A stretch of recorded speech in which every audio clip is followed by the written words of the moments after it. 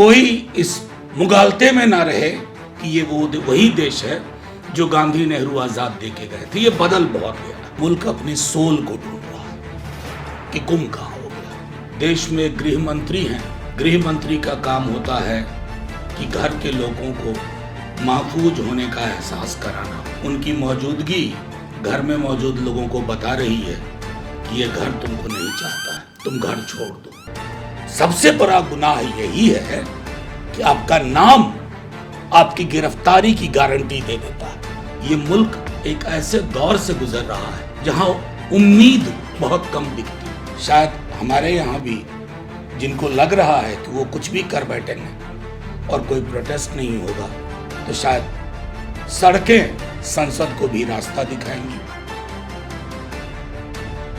बीते कुछ वर्षों में जो भी कुछ कोशिशें हमने की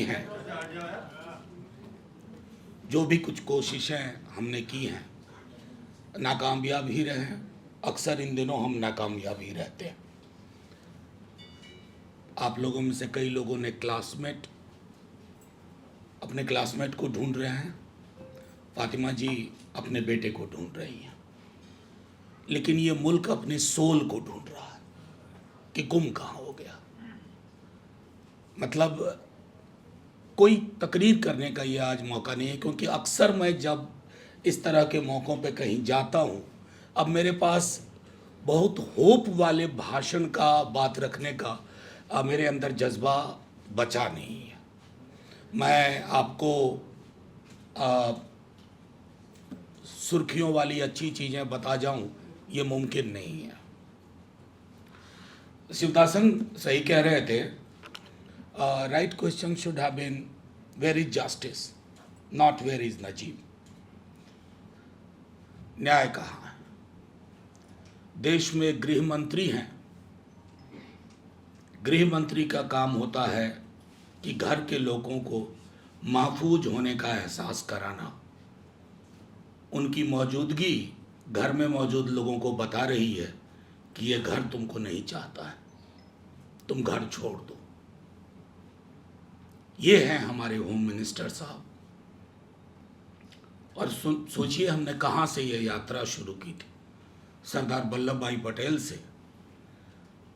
कहाँ पे ये यात्रा अभी टिकी हुई है? अमित शाह जी पे।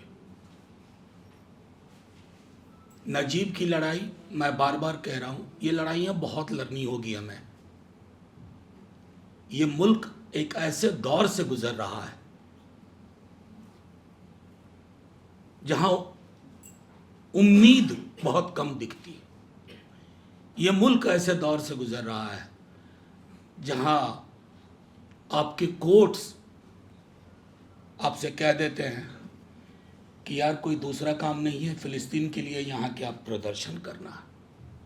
ये वो मुल्क है जहाँ गांधी ने सबसे पहले फिलिस्तीन के लिए बोला था। बदल तो गया है मेरा मुल्क, इसमें कोई दो मत नहीं। कोई इस मुगालते में ना रहे कि ये वो वही देश है जो गांधी नेहरू आजाद दे के गए थे। ये बदल बहुत गया। यहाँ नजीब गायब होता है, पता नहीं इनको तो डेली बीतती होगी। हम लोग तो क्या होता है बीच बीच में बाकी चीज़ों में मशरूफ हो जाते हैं। उन पे क्या बीत रही है जो जेलों में है? कोई सुनवाई नहीं, कोई आधार वाला आरोप नहीं, लेकिन जेल में। सबसे बड़ा गुनाह यही है कि आपका नाम आपकी गिरफ्तारी की गारंटी दे देता है। और हम जैसे अगर सिर्फ इतना कह दें पार्लियामेंट में कि ये गलत है, तो ट्रोलिंग होगी। कहा जाएगा कि पाकिस्तान चले जाओ, फलाना जगह चले जाओ। उन सब से परेशानी नहीं है। परेशानी हमें अपने आप से है कि हम कितनी लड़ाइयों के लिए तैयार हैं।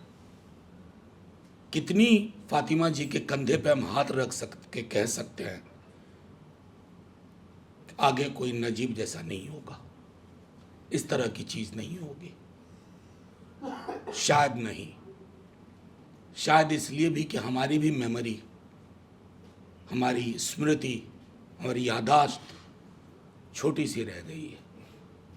मैं एक माँ को सिर्फ ये कह सकता हूँ, हौसला रखिए। उनके दोस्तों को कह सकता हूँ, हौसला रखो भाई। मुझे पहला कॉल संभवतः इस कार्यक्रम का नीतीश ने किया था, JNU-SU के, और मुझे थोड़ा वायरल सा भी है, तो मैंने नदीम साहब से एक अगले कार्यक्रम के लिए माफ़ी मांग ली है। फ़िलिस्तीन पे एक कार्यक्रम था। लेकिन जब कभी आप इसी तरह का नहीं, कोई भी चीज़ जहां आपको लगे कि नाइंसाफ़ी हो रही है, आप बुलाइए, हम हाजिर होंगे। हमारी ताकत बहुत नहीं है, ताकत बहुत नहीं है, लेकिन छोटी छोटी ताकतें और छोटी छोटी ताकतों ने बहुत सारे मुल्क को बदलने पे मजबूर कर दिया। शायद हमारे यहाँ भी वो दिन जल्द आए।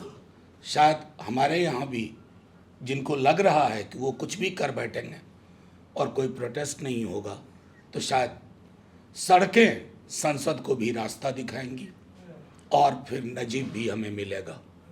आप सबका बहुत बहुत शुक्रिया। जय हिंद। फातिमा जी, हम सब गुनहगार हैं आपके, नहीं, इस मुल्क का हर एक आदमी गुनहगार है।